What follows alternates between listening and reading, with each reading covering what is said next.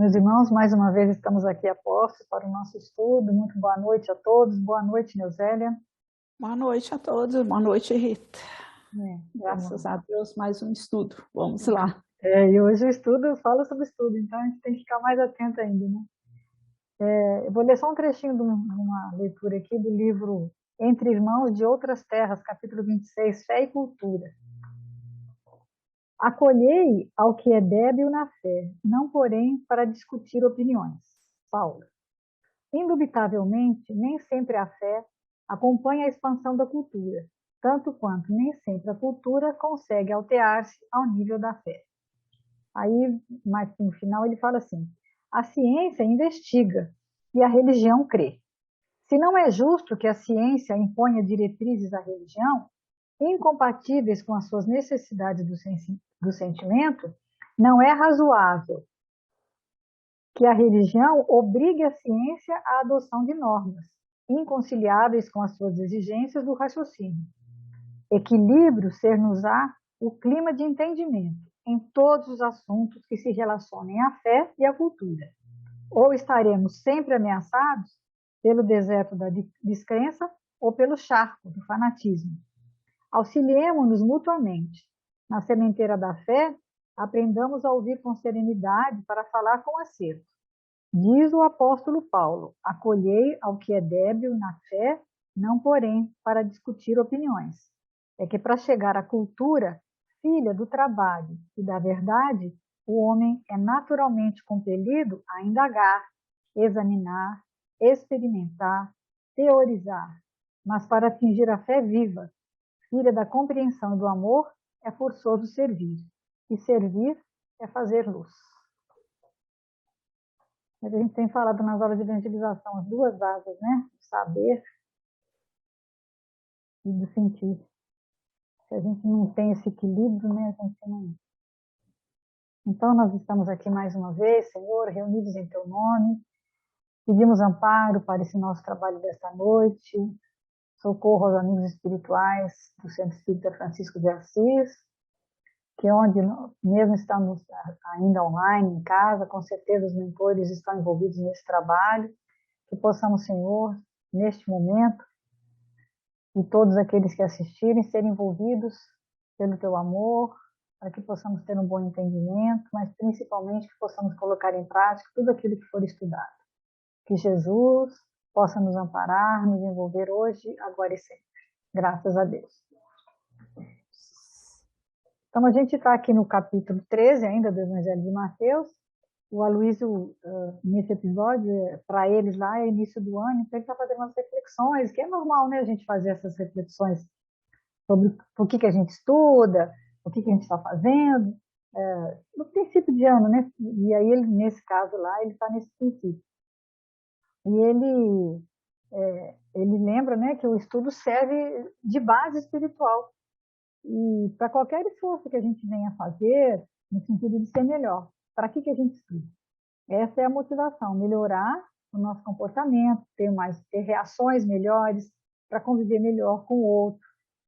E porque, sem dúvida, como ele diz, sempre as dificuldades são do dia a dia mesmo, sempre aparecem, são às vezes fatores externos que até não dependem da gente, e como nós não temos controle, o que a gente pode ter controle é da nossa reação, de como nós vamos reagir.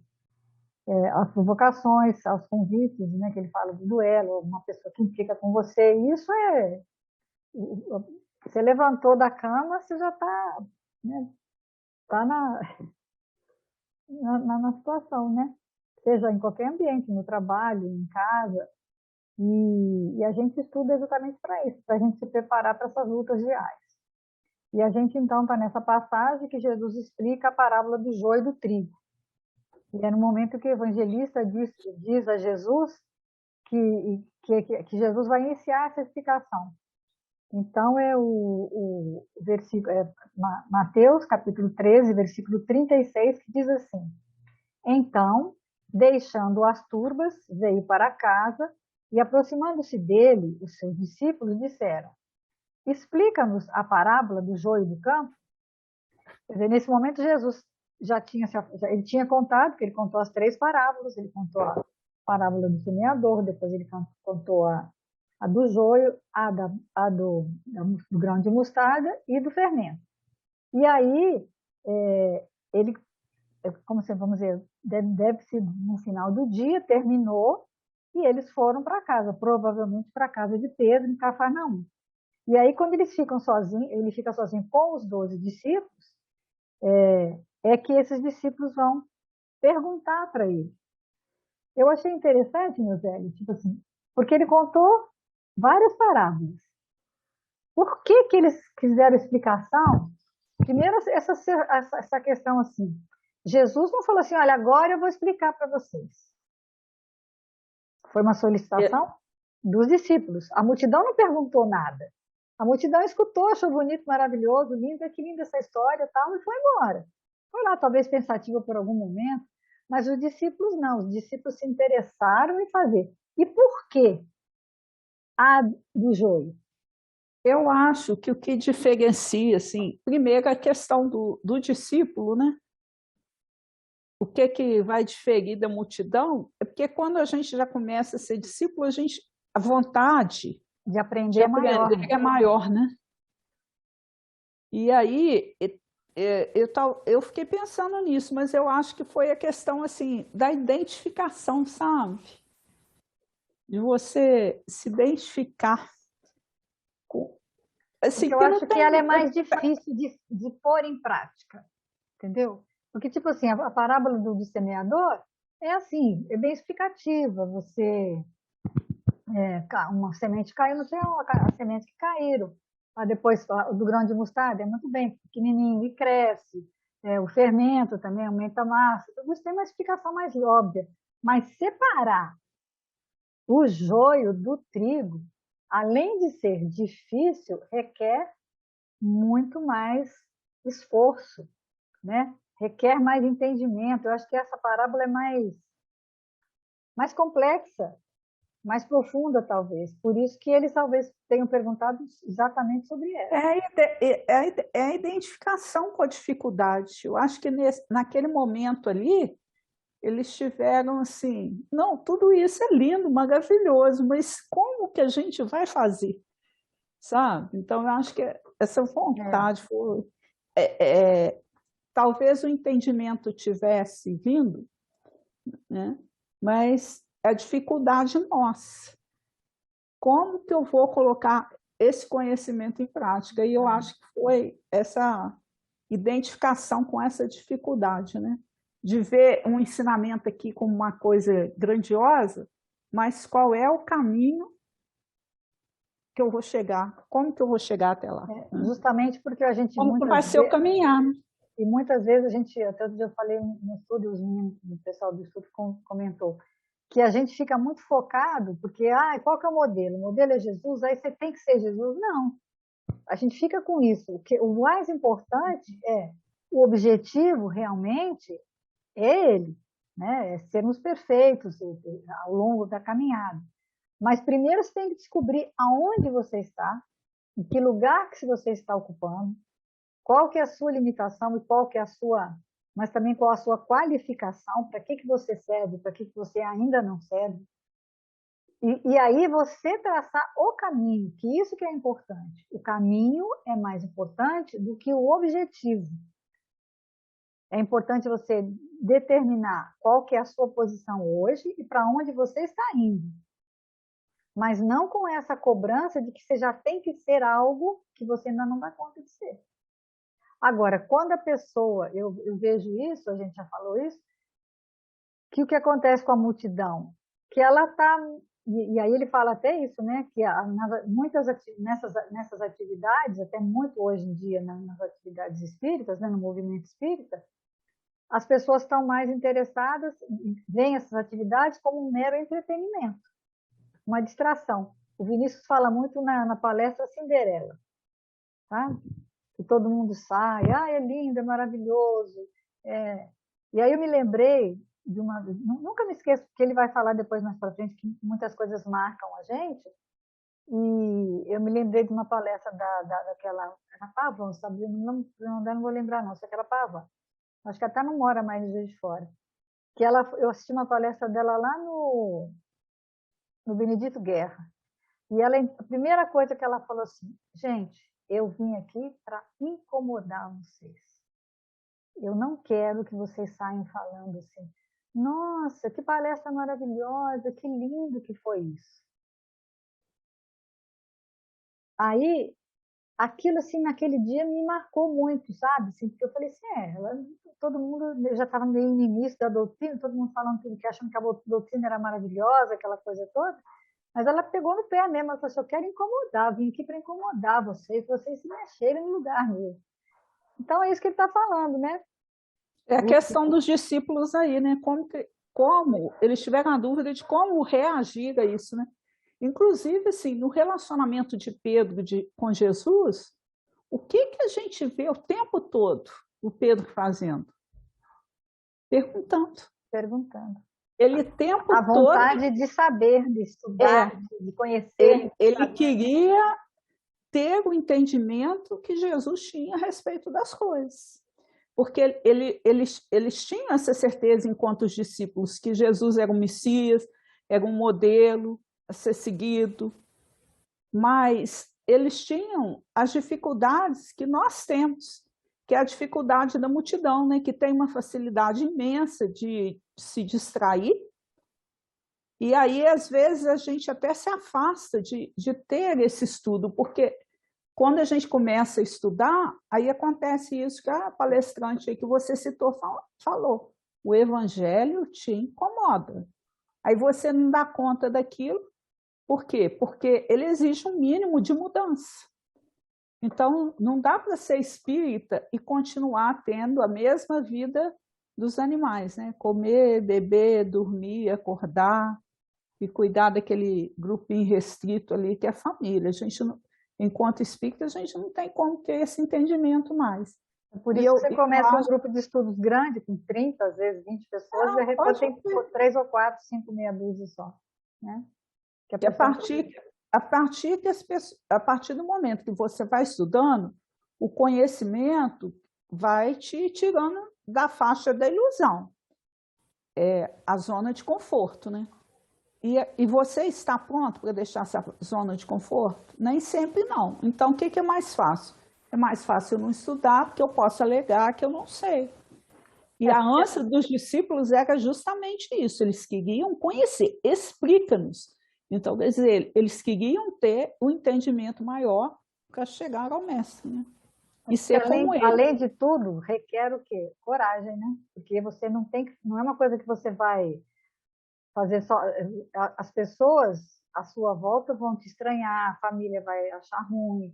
Então, tem uma série de questões que você tem que enfrentar além de você mesmo. Não é só você tem que enfrentar você mesmo e ao entorno.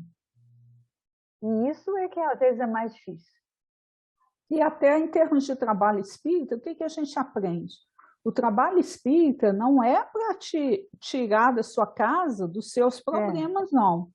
Porque às vezes a gente, como mecanismo de defesa, se abraça uma tarefa. Mas dentro daquela tarefa, você está se tornando uma pessoa melhor no convívio, até na sua casa, porque senão você está ali só para distração, só para ocupar seu tempo. Se não está gerando mudança, a gente está equivocado, né? Então, assim, é muito bom. A gente vai, por exemplo, ouve esses expositores, né, que falam bem, que têm essa facilidade, né? Então, de estudar, de gravar, memorizar. E aí você fica, né, extasiado, você fica em outro nível. Mas, e daí? O que você faz com tudo isso que você ouviu? Né? Eu me lembro, assim, até com vergonha, até, porque acho que num congresso que nós fomos, acho que não sei se foi no Rio ou no Espírito Santo, não sei, um dos congressos que nós fomos, que o Simão Pedro que falou. E aí ele falou, ele deu um resumo do Evangelho. E eu achei aquilo assim, sabe? Ele fala muito bem do Evangelho e tudo, mas eu tenho consciência que na época só achei bonito mesmo, só achei lindo, achei assim, uma consistência dele que me chamou a atenção, a forma como que ele falou em todos os capítulos do Evangelho. Um a um, ele fez uma sequência, ele fez um capítulo colocado atrás do outro, assim, numa lógica, numa dinâmica assim, tão bonita, sabe? E é importante também você saber isso, é lógico, mas na época eu não fiz nada com isso, não. Eu vim para casa e ficou por isso mesmo, entendeu? Gostaria de muito... ouvir hoje de novo a palestra, porque hoje talvez eu tivesse mais. vai, Quando você vai lê um ver com livro, né? outros olhos. Algum livro que você leu lá, tá, você lê ele agora, é outra coisa, você tem outro entendimento, né? E é isso que ele está falando, né? Da nossa responsabilidade de quem aprende e do prazer e da alegria que aquele tem de ter feito aquele esforço. Isso é muito engraçado, né? Às vezes você está com preguiça de fazer uma coisa, é igual a academia. Às vezes você acaba assim, não sei se eu vou, não sei se eu não vou. Aí você fica assim, vou, não vou, vou, não vou, vou. E depois que você foi, que você fez o exercício, que você fez aquele esforço, poxa, a sua disposição é outra, você fica feliz porque você foi. Então, assim, acho que é isso que ele está falando, né? Tem que ser feito com prazer também. Mesmo que você se esforce momentaneamente, mas depois aquilo vai te dar um prazer. E todo início é difícil. A gente tem que vai devagarzinho tendo essa consciência, né, de que vai melhorar. E muita gente ainda, né, em termos de doutrinas, agrada muito de fenômeno, né? Se falar que tem um médium ali que está resolvendo os problemas, você vai lá, correndo, que é uma Nesse, vaguinha mágica, acho que ele vai resolver sua vida, né? nesse nosso estudo que a gente faz domingo, do livro O Céu Começa em Você, um dos rapazes que participa falou assim outro dia que na casa espírita, depois que eles voltaram da pandemia, eles estão fazendo assim, tem dia que tem palestra, tem dia que tem estudo, sabe? Não tem palestra toda vez, não. A gente até ameaçou fazer isso lá na Francisco para não desistir, né? Aí diz que um dia chegou um cara lá, um rapaz lá, e perguntou assim, aqui, hoje é dia de palestra ou dia de estudo? Aí o rapaz falou assim, não, hoje é dia de estudo. Ah, então vou embora, porque eu só quero assistir, eu quero assistir, eu preciso de assistir palestra e tomar um passe. Quer dizer, e foi embora, não ficou. Não foi. Saiu de casa, né? Chegou lá, se deparou com uma oportunidade de fazer um estudo, mas não quis. Foi embora para casa, voltou. Foi fazer o que em casa? Pergunta que não quer calar, né? Ler o evangelho que não foi. Então, quer dizer, ainda existe, né? Os casos que preferem isso. Então, é muito difícil até de a gente resolver, né? Então, ele vai lá para o livro Palavra de Vida Eterna, capítulo 122, que tem o título Convite ao Estudo. Você quer ler? E vós também ponde nisto mesmo toda a diligência. Acrescentai à vossa fé a virtude e a virtude a ciência. Eu gostei, é uma carta, né? Uma carta de Pedro, né? Eu gostei muito quando ele fala, né, a questão da ciência, que na realidade é o que é um conhecimento útil, né? Que você tem, gente, é muito, tudo muito bonito, né? E um processo consciente que você adquire para depois transmitir. É aquela coisa, né? Você não é capaz de oferecer aquilo que você não tem, né? E Então, por isso que o conhecimento, ele precisa ser disseminado e não retido. Eu me lembrei, uns anos atrás, teve um senhor começou a frequentar lá, aí um dia ele falou para mim assim, você sabe que eu tenho 1000 livros espíritas? A minha biblioteca tem 1000 livros. Aí eu fiquei pensando assim, meu Deus. Aí eu voltei para casa, meu velho, que eu tinha um monte de livros, e aí depois disso eu fiquei horrorizada de achar que aquilo era uma coisa boa. Você não pode ter 1000 livros, assim, entendeu? Não é possível que você tenha 1000 livros, que você já leu todos, sabe, eu acho assim que aí tipo assim, a minha biblioteca tem que ser menor, tem um espaço que ela tem que caber, quando passa disso, eu tenho que levar para o centro, para a biblioteca, ou entrego para alguém, empresto para alguém, que esqueço que emprestei, porque não pode o livro ficar parado de enfeite na prateleira. Você falar que você tem muito livro na prateleira. O conhecimento tem que ser disseminado, tem que ir para frente, né? Pode Ele começa assim, ó, milhões de criaturas possuíram a fé no passado, revelando extremada confiança em Deus, mas porque a bondade lhe desertasse dos corações, ergueram suplícios inomináveis para quantos não lhe comungassem o modo de sentir e de ser. Diziam-se devotadas ao culto supremo, do Supremo Senhor. Entretanto, alçavam fogueiras e postes de martírio, perseguindo ou exterminando pessoas sensíveis e afetuosas em seu nome. Milhões de criaturas evidenciaram admirável bondade no pretérito, demonstrando profunda compreensão fraternal no trabalho que foram chamadas a desenvolver entre os homens. No entanto, porque a educação lhe escasseasse no espírito, caíram em terríveis enganos, favorecendo a tirania e a escravidão sobre a terra. Denotavam obediência a Deus no exercício da própria generosidade. Entretanto, compraziam-se na ignorância, estimulando delitos e abusos, a pretexto de submissão à providência divina. Nesse sentido, porém, a palavra do apóstolo Pedro é de notável oportunidade em todos os tempos. Procuremos alicerçar a fé na bondade, para que a nossa fé não se converta em fanatismo, mas isso ainda não basta. É forçoso coroar a fé e a bondade com a luz do conhecimento edificante. Todos necessitamos esperar no infinito amor. Todavia, será justo aprender como todos deveremos ser bons. Contudo, é indispensável saber para quê. Eis a razão pelo qual se nos impõe o estudo em todos os lances da vida, porquanto confiar realizando o melhor e auxiliar na extensão do eterno bem realmente demanda discernir. Então é isso, né? A gente tem que aprender o quê? O tempo, aprender a ser bom, né? E o tempo todo a gente está sendo convidada a isso, ou a gente está convidada a isso pelas pessoas, né? Que chegam até nós, é o outro, né? Que vai...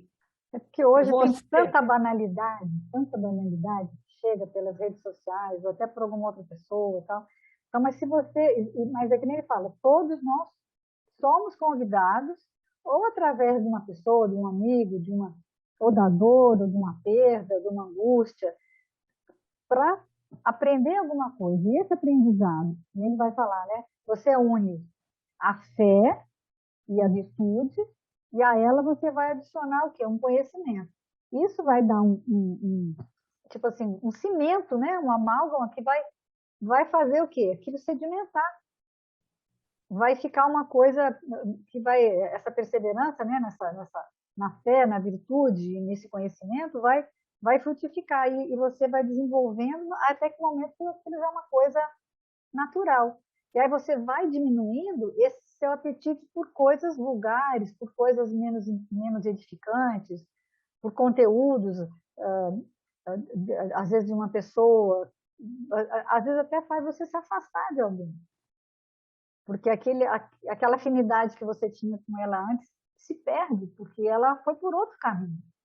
É complicado isso também. E se você não aliar, né, essas três situações, né, a fé, a bondade, o aspecto religião, do conhecimento, a crença, né, o outro que está ali partilhando com você, ele precisa se admirar. Porque essa fé sem obras e sem conhecimento, ela fica bem fanatismo, né? E sem obras também, a situação fica vazia. Não existe essa sedimentação aí que você está falando. Agora, se a gente não quer seguir esse caminho, como que a gente vai conseguir chegar? Porque depois que você se sedimentar, que você tiver essa segurança, aí você vai ter que fazer o quê? Ensinar o outro, ajudar o outro a ter a mesma descoberta que você teve. Mas isso você só consegue como? Como você começa a se transformar E aí você chama a atenção pela sua transformação, e a pessoa fica curiosa, mas o que aconteceu com a fulana que está diferente, que ela não é mais a mesma? Começa a pesquisar, e aí quem sabe, né, se for o tempo dela também, porque a gente também não pode ficar exigindo, quem sabe ela vai adiante, né? Aí ele E fala o assim, evangelho é esse sublime código mesmo, né? Que você, através da transformação, né? Aí você vai ter consciência. Para que ser bom? Como ser bom?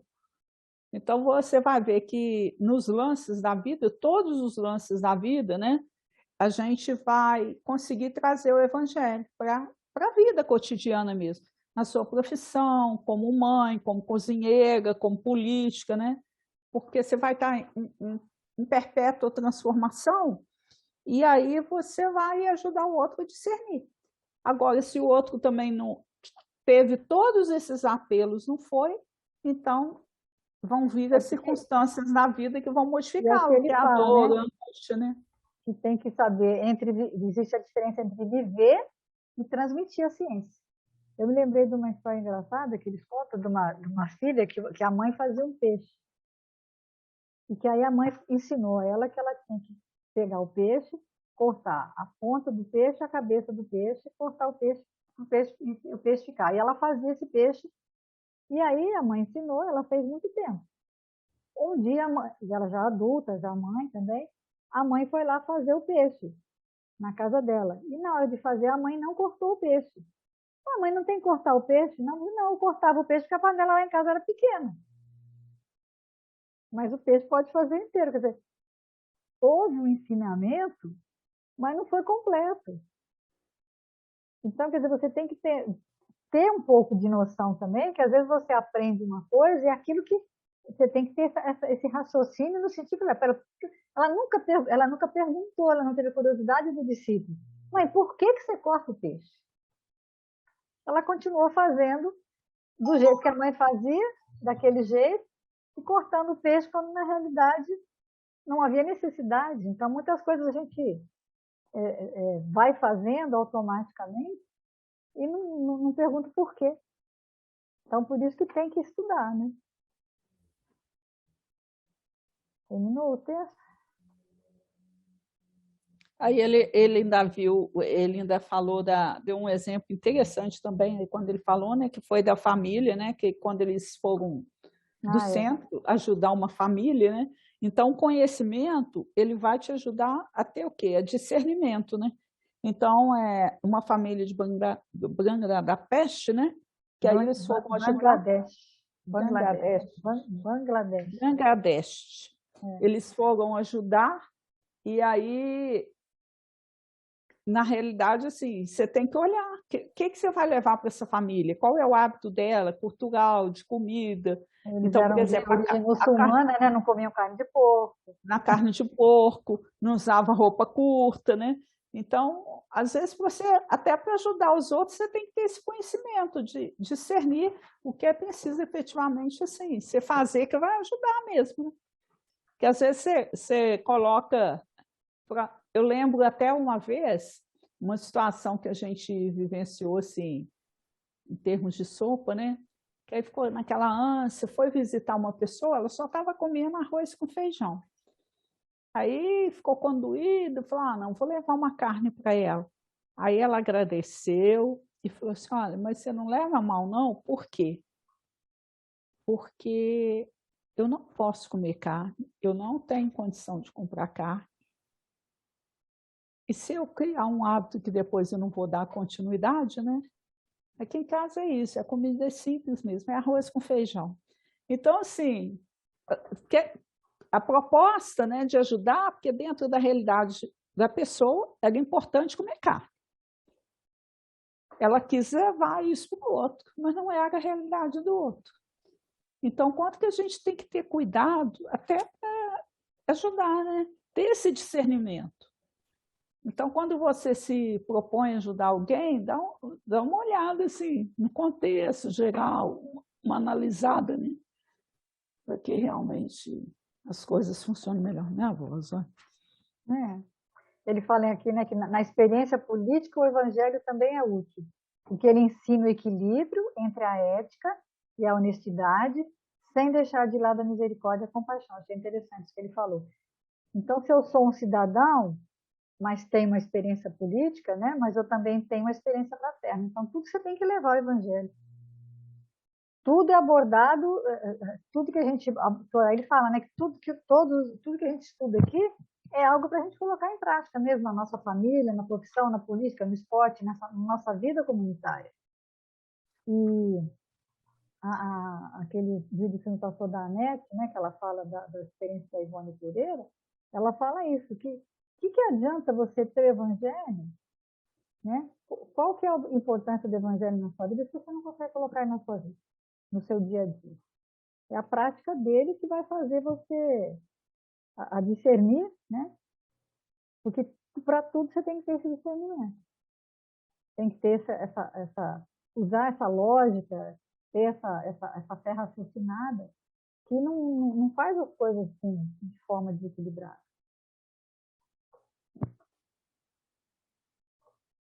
Bom, é isso aí, o sublime código de convivência.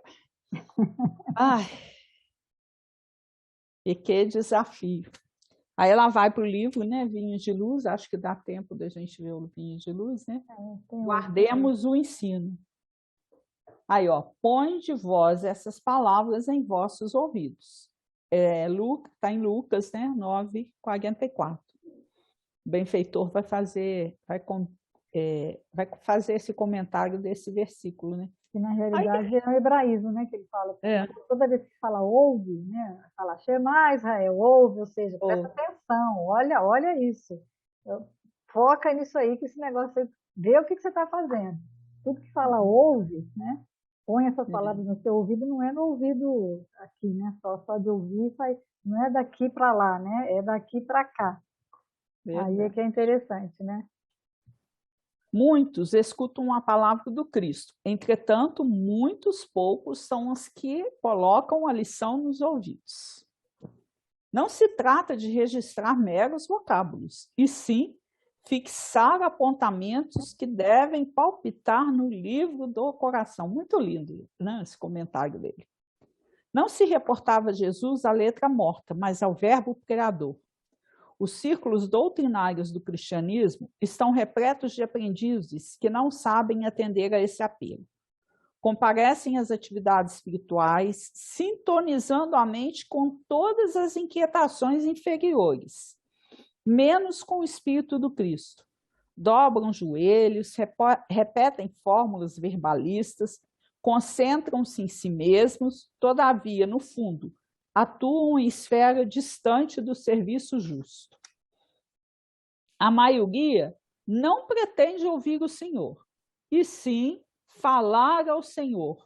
Essa é brava, né? Qual se Jesus desempenhasse simples função de pajem, olha só, gente, pajem subordinado aos caprichos de cada um. Então, a gente não quer ouvir, né? A gente só quer falar. São alunos que procuram subverter a ordem escolar. Pronunciam longas orações, gritam protestos, alinhavam promessas que não podem cumprir. Não estimam ensinamentos, formulam imposições. E, à maneira de loucos, buscam agir em nome do Cristo. Os resultados não se fazem esperar. O fracasso e a desilusão, a esterilidade e a dor vão chegando, devagarinho, acordando a alma dormente para as realidades eternas. Não poucos se revoltam desencantados. Não se queixem, contudo, senão de si mesmos. Ponde minhas palavras em vossos ouvidos, disse Jesus. O próprio vento possui uma direção. Teria, pois, o divino mestre transmitido alguma lição ao acaso? Como diz o Aloysio, né, gente? Jesus não conversa fiado. O tempo dele é sério demais. Então, tudo que ele fala é para a gente, pôr no ouvidinho, né, e praticar. Prestar atenção, né? É o que os discípulos fizeram, né? Prestaram atenção, foram fazer a pergunta e não anotaram, né? Depois que eles colocaram no Evangelho, né? Então a gente tem que entender, né? que isso que é importante, é você colocar realmente o ensinamento para ter esse entendimento, né? E aí vai dizer que vai ter um dia que todas as histórias vão marcar no nosso coração. Ele falou que, né, que tem sempre, eu me lembro muito, ele falou dos episódios que chamaram a atenção para gente. Eu me lembro muito do episódio que ele falou da Sara e da Agar, daquele trecho que falou muito que a gente já vem desobedecendo há muito tempo, né? Então, eu vou te falar, vou confidenciar a vocês todo o estudo que eu faço. Quando eu começo, a gente já termino hoje, né? A gente já começa a preparar.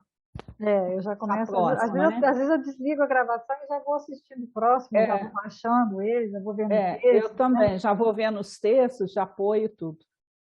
Todos eles eu me sinto extremamente incomodada, dói. Eu me emociono, porque eu falo assim, quanto que eu sou aquela aprendiz do evangelho que se sente extremamente incomodada.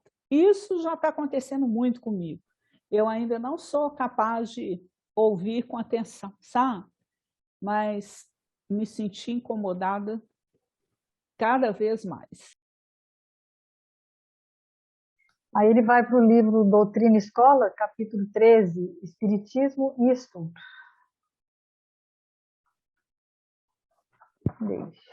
Leia. O Espiritismo não pode ser, assim, uma doutrina estanque nas manifestações exteriores, nem costumes automáticos, nem atitudes enquistadas por votos de confiança. Então, mostrando que doutrina espírita não é atitude exterior, é transformação, é mudança, né? É renovação, é realmente assim, ela tem que ocasionar na gente essa reflexão, esse discernimento.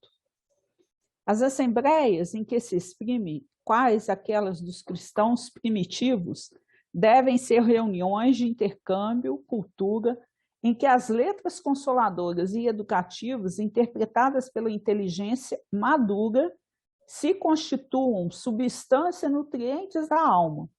Em seu clima de liberdade santificante, todos os temas da vida podem passar pelo crivo da razão, enriquecendo o discernimento. Eu gostei aqui quando o benfeitor fala, né, da inteligência madura, né? Porque tem gente que é muito inteligente, realmente. Mas é infantil, né? Mas é aquela inteligência infantil. Ele está vivenciando o clima que a Ana Teresa fala, né? E eles estão trabalhando muito isso nas lives aí. A criança. Não é o adulto que está se manifestando. Ferida, né? Não é só a criança interior, é a criança interior ferida.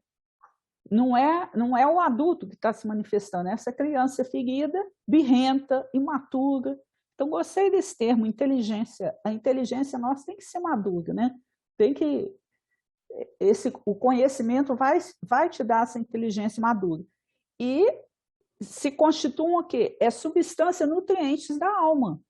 Você vai passando a ver as situações e as vivências que você tem com outro olhar, com tranquilidade, com harmonia, tendo um entendimento maior a respeito das coisas, né?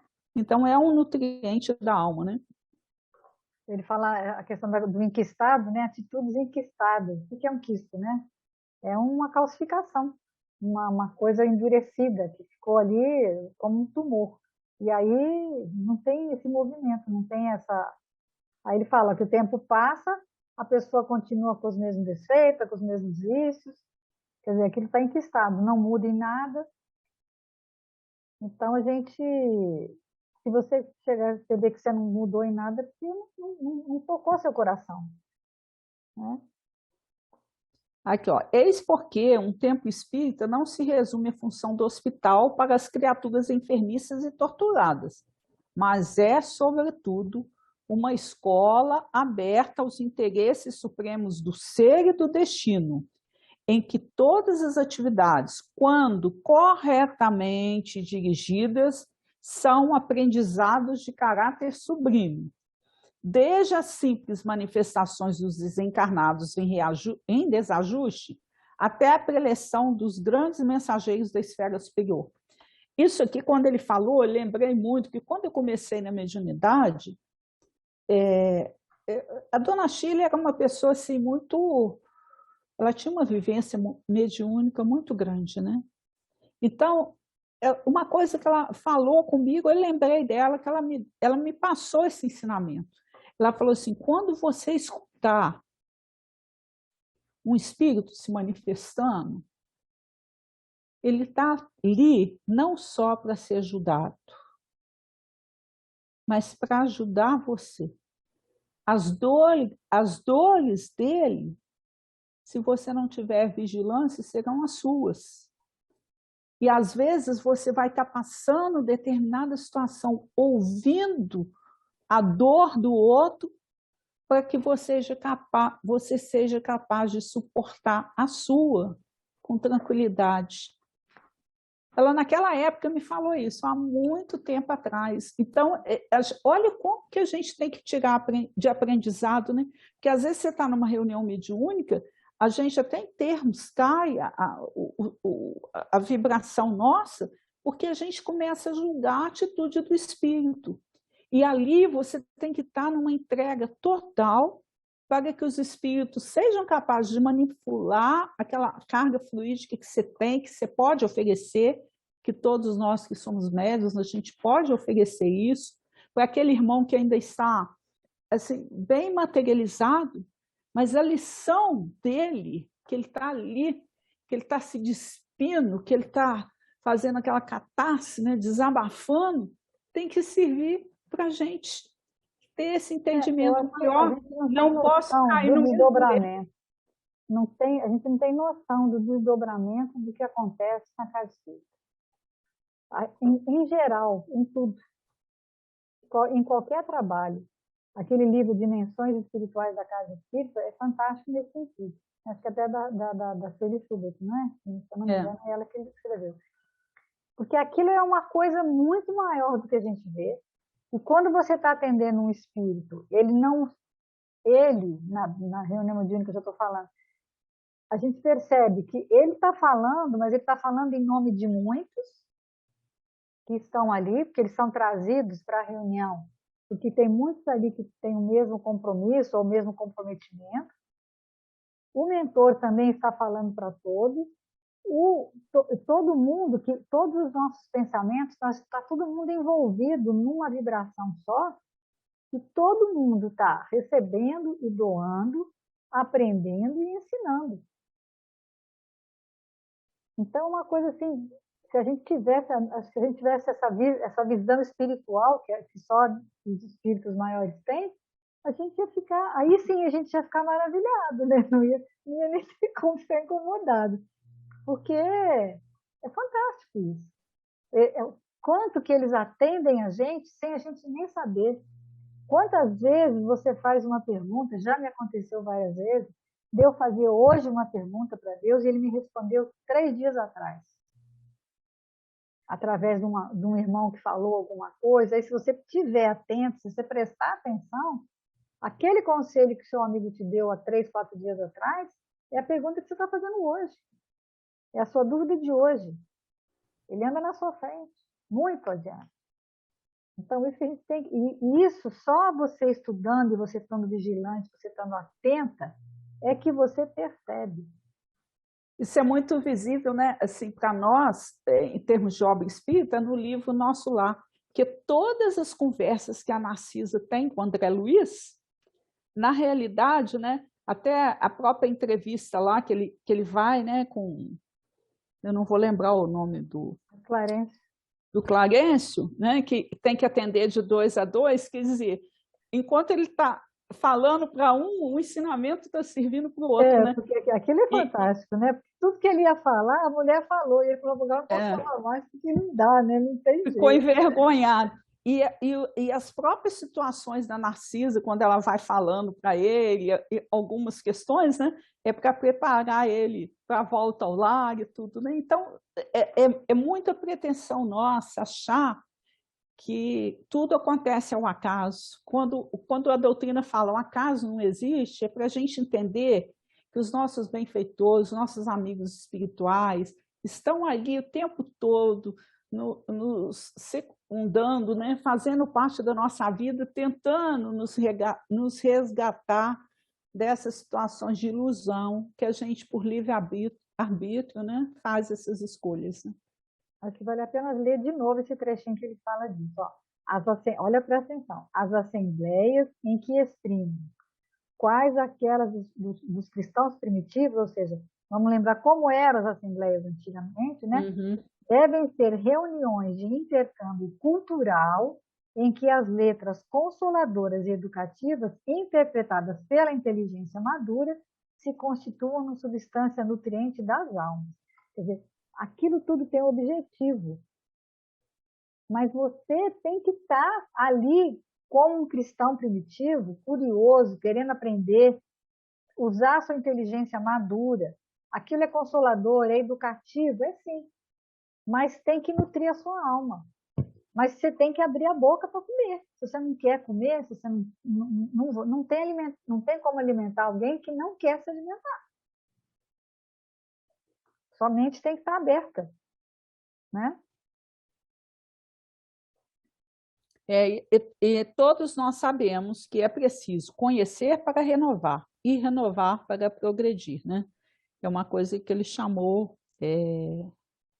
muita atenção para a gente. E no finalzinho dessa leitura, ele nem chegou a ler, mas o último parágrafo fala assim, ó, no desdobramento de nossa tarefa doutrinária, não nos compete, pois, esquecer que se a obra espírita é apoio à solução das lutas pendentes no campo físico, é também, gente, olha o que o benfeitor fala, amparo definitivo às inquietações do campo espiritual. Sedento de amor e luz. Gente, a obra espírita, isso aqui é lindo, Rita. Eu fiquei assim. Sedento de amor e Falei, luz. gente, Lembrei da passagem da água que mata a sede, né? Que a gente fica achando que. Tem gente que nem sabe que tem sede, né? É difícil. Então, amparo definitivo às inquietações do campo espiritual. Olha que bênção, que coisa bonita a gente estar tendo a oportunidade de conhecer a doutrina espírita nesse planeta de provas e expiações, onde a gente está passando para a regeneração aí. Então, o fato da gente ter esse conhecimento é o amparo definitivo que a gente precisa para as nossas inquietações. Porque aí a gente sabe que o acaso não existe, que está tudo certo, né? Que estamos caminhando em direção à harmonia, a um mundo mais feliz, né? Que só depende de nós, né? Verdade. Aí ele vai para o Fonte Viva, né? Antelição. Antelição. Capítulo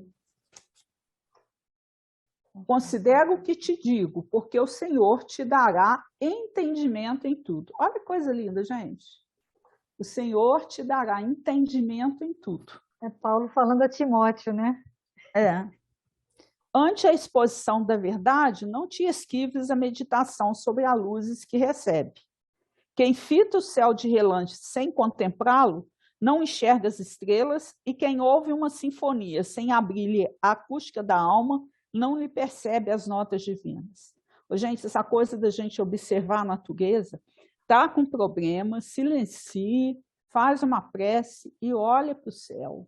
Olha para uma árvore, porque isso ajuda tanto, a gente se harmoniza Você sabe tanto. que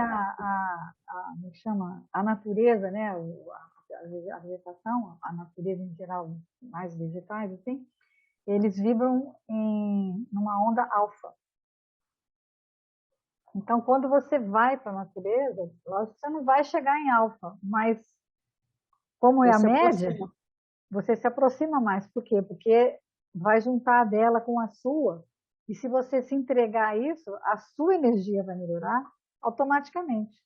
Porque uma vez que você chegou, é como se fosse uma água quente com uma água fria. No momento que você chega na natureza, que ela está numa onda alfa, né, numa vibração alfa, a sua está lá embaixo, mas elas vão se misturar e aí você vai melhorar. Então, é muito assim, científico mesmo isso, não é só palavrório, né? E a gente percebe isso claramente. A música também tem esse efeito. Eu acho que uma boa música, para mim, pelo menos, a música tem um efeito. Você agora está com a poesia, né? Todas essas coisas, assim, acho que são mais É a arte, elevadas. né? A arte em si, ela faz com que você eleve o seu padrão vibratório e quando você melhora o seu padrão vibratório, as ondas são mais curtas e elas são mais... você se sente mais aconchegado, mais acolhido. Eu acho isso muito importante. Criança quando está nervosa, você põe música, ela calma. Tudo isso faz muita diferença e a gente, não, às vezes, está desatento com isso, né? Muitas pessoas não têm essa atenção. Debalde escutarás a palavra inspiradora de pregadores ardentes, se não descerrares o coração para o teu sentimento, mergulha na claridade bendita daquela. Inúmeros seguidores do Evangelho se queixam da incapacidade de retenção dos ensinos da Boa Nova, afirmando-se ineptos à frente de novas revelações. E isso porque não dispensam maior trato à lição ouvida, demorando-se longo tempo na província da distração e da leviandade. É o que os discípulos não fizeram com Jesus, né? Eles estavam com dificuldade de entender, ao invés de se afastar, se distrair, não. Eles se aproximaram, pediram promessa, né? Explica-nos. Quando a câmara permanece sombria, somos nós quem desata o ferrolho, a janela, para que o sol nos visite. Então, essa vontade tem que partir de nós, né? A luz está aí, disponível. Mas quem vai fazer o esforço para desatar lá, né, o ferrolho da janela para o sol entrar, com certeza seremos nós. Mas a gente está sempre Dediquemos... distraído, né? O problema é a distração, né? A quantidade de coisa externa que tem para distrair, para tirar você dali e fazer outras coisas, né? Olha só o que ele fala, gente. Dediquemos algum esforço à graça da lição e a lição nos responderá com as suas graças. Prestar atenção na expressão que o benfeitor usa. Algum esforço. Não é tanto assim, né? Então, quer dizer, se a gente... O primeiro passo. Você já está envolvido pela graça. Uma vez que você... Às vezes você não quer ir, mas depois que você vai, você gosta. Não tem essas coisas? Eu não queria ir, mas depois que eu fui, eu gostei. Mas você foi por quê? Porque você foi com boa vontade também. Você vai com o pé atrás, achando que vai ser ruim, né? Acontece de você não gostar mesmo. Você tem que ter um pouco de boa vontade, né? E o apóstolo... Desculpa. Pode terminar. Não. O apóstolo dos gentios é claro na observação. Considera o que te digo, porque então o Senhor te dará entendimento em tudo. E o que é considerar? Considerar significa examinar, atender, refletir e apreciar. Estejamos, pois, convencidos de que, prestando atenção aos apontamentos do Código da Vida Eterna, o Senhor, em retribuição à nossa boa vontade, dar-nos-á entendimento em tudo. Então é isso, é prestar atenção mesmo, né? Não vamos ser distraídos, né? Ele dá o exemplo daqui do grupo, né? Um grupo lá que tinha um trabalho de orientação espiritual. Aí a pessoa ia lá com problema terrível, e aí saía todo mundo com a mesma orientação. Aí eles ficavam, poxa, mas é a mesma, né? E a mesma era o quê? Estude, né? Ore e trabalhe. Estude, ore e trabalhe. Aí se falar isso com a gente aqui, grande parte dos espíritas vai falar que sento fraco, gente, não fala nada, porque ele quer a gente tem tendência a querer uma varinha mágica para solucionar os nossos problemas materiais, né? Ele dá o exemplo também quando o Haroldo era jovem, né? Chegou lá na casa, foi lá no Honório de Abreu, o Honório estava dando a chave do carro para funcionar, para alguém lavar o carro. Menino lavar, né? Menino lavar o carro, e ele fala, poxa, mas, né? Aliás, ele julgou, né? Aí o Honório falou assim, não, além de eu estar ajudando ele a dar um serviço para ele trabalhar, eu não vou ficar, vou perder meu tempo de estudar o Evangelho lavando o carro, que é uma coisa que ele pode fazer, né? E eu não. Ele poderia lavar, é lógico. Mas é interessante que a maturidade dele, né, ele não ia depois, não é que o cara ia lavar o carro e ele ia ficar à toa em algum lugar. Ele ia estudar o Evangelho, aí é diferente, né? Então vamos encerrar, né? Está na hora. Está na hora, vamos fazer a prece. Não deu para ler mais. Hoje, para fazer a prece, não escolhi uma poesia, mas eu assisti uma palestra da Eulália, e a Eulália, eu gostava, ela me transporta, né, para outra dimensão, porque só a tonalidade da voz, a graciosidade dela, o envolvimento amoroso que ela tem, ela realmente faz. A Anete fala isso na palestra também, né? Que a pessoa pode enganar tudo, mas o tom de voz dela é inconfundível. Você sabe quando ela está falando mesmo de fato, quando ela está, né? Então, assim, não sei se eu vou contar do mesmo jeitinho dela, tá, gente? Mas a lição é dela, eu resolvi compartilhar para vocês. Já vai a caminho. A nossa prece, porque eu estou aprendendo, nós estamos aqui aprendendo, né, Rita? A gente dá umas escorregadas, mas a gente vai persistir. Estamos quase chegando ao nosso 100º programa, ao 1000 né? Isso daí para a gente realmente é um desafio. Mas vamos lá. Ela conta que um jovem americano, ele já na universidade, e a universidade tinha uns projetos de férias. Então, ele resolveu fazer esse projeto, que era visitar uma tribo indígena. É como o projeto Rondon aqui no Brasil, que existia antigamente, né? Que os jovens iam para regiões distantes prestar algum tipo de auxílio e atendimento. Só que ele ficou 5 anos indo, durante as férias, numa tribo de indígena. E aí ele conheceu um índio, se tornaram amigos e irmãos. E eles mesmos tinham tanta afinidade, apesar da diferença cultural, que eles se nomearam irmãos, amigos e irmãos. Mas chegou um dia, o amigo, né, civilizado, o jovem americano, falou: eu quero te conhecer, te levar para você conhecer Nova York. Porque é tudo tão diferente, você vai gostar, eu quero que você conheça o mundo que eu vivo. E o índio, né, que tinha naquele jovem um irmão, um amigo, resolveu ir. Aí ele falou assim: não, nós vamos conhecer hoje uma das ruas mais movimentadas de Nova York. E aí os amigos saíram daquela rua, movimento, barulho, arranha-céus, e o índio, sim, né? Até porque tudo era muito novo para ele, né? Com aquela surpresa. Mas, de repente, ele para e fala: estou ouvindo um grilo. Aí o amigo: que isso? Grilo em Nova York? Grilo em Nova York? Ficou espantado e o índio torna a afirmar: você não está ouvindo? Eu estou ouvindo um grilo. Aí ele falou: está ficando doido? Como que você vai ouvir um grilo aqui? É impossível existir um grilo aqui. E aí um índio foi andando na frente, tinha um arbustozinho assim, na calçada, ele abre o arbusto, e quando ele abre o arbusto, não te falei? Olha aqui um grilo.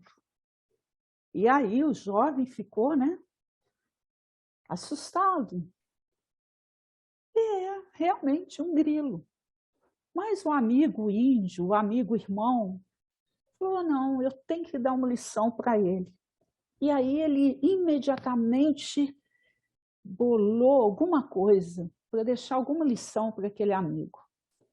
E aí eles continuaram andando calmamente, o índio discretamente, mas de propósito, jogou uma moeda no chão. Quando ele joga uma moeda no chão, o amigo fala: oh, caiu uma moeda no chão. Você não está ouvindo? Ele falou: será? Tem uma moeda? Caiu uma moeda no chão? Ah, mas eu estou acostumado, eu acabei de ouvir, é uma moeda no chão. E andou um pouco mais à frente, abaixou-se e falou: aqui, ó, eu não te falei que é uma moeda? Aí o amigo índio abraça o amigo irmão e diz para ele assim: nós acostumamos o nosso ouvido ao barulho que nos seduz. Nossa. Eu prefiro fazer tanto silêncio que posso ouvir o sussurro de Deus. E nós, o que preferimos ouvir? Qual o barulho que nos seduz? Um beijo especial no coração de todos vocês e que Jesus nos abençoe aos dias e horas. Continue nos abençoando, né? Porque, com certeza, através do seu sussurro, ele nos abençoa todos os momentos. Muita paz. Até semana que vem, muita paz para todos. Se Deus quiser, estaremos a posto.